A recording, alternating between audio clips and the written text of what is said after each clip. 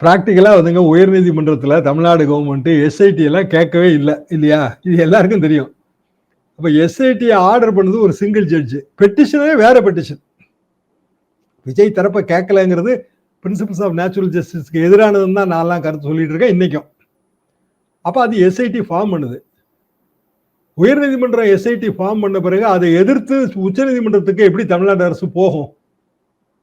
போனா அது அது அரசியல் ரீதியாக அதுல பெரிய சூழ்ச்சி இருக்குன்னு சொல்லுவாங்க. ஸோ எஸ்ஐடியை அக்ரி பண்ணியாச்சு. எஸ்ஐடிக்கு முன்னாடி என்ன இருந்துச்சு? கரூர் போலீஸ் விசாரணை. அதுக்கும் முன்னாடி என்ன இருந்துச்சு? கரூர் போலீஸ் போட்ட எஃப்ஐஆர். இப்ப என்ன இருக்கு? இப்போ கரூர் போட்ட போலீஸ் போட்ட எஃப்ஐஆர் தாங்க இருக்கு. விசாரணை அமைப்பு மட்டும் மாறி இருக்கு, அவ்வளவுதான். ஆமா. அப்ப இதுல எப்படி நறுக்குன்னு கூட்ட முடியும்னு எனக்கு புரியல. அப்ப இதுக்கு இப்படியான ஒரு வாதத்தை வைக்கும் போதே கூட தமிழ்நாடு அரசுக்கு பதிலே கிடையாது. ஏன்னா அவங்க எஸ்ஐடி அவங்க கேட்கலைங்களே.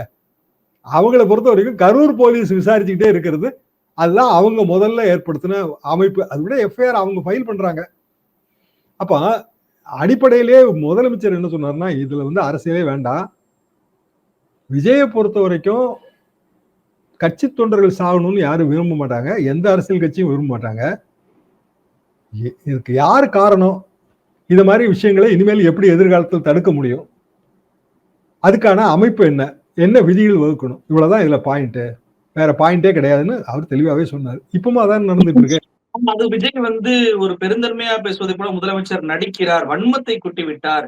சட்டமன்றத்துல எங்களை பத்தி இவ்வளவு வன்மத்தை கொட்டக்கூடிய முதலமைச்சருக்கு அதே சட்டமன்றத்தில் நாங்க பதிலடி கொடுப்போம் அப்படின்றாரு. சட்டமன்றத்துல முதலமைச்சர் பதில் சொன்னதுக்கு காரணம் யாரு?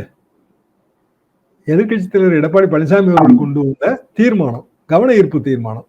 இப்ப கவன ஈர்ப்பு தீர்மானத்துக்கு பதிலே சொல்லாம இருப்பாரா முதலமைச்சர்?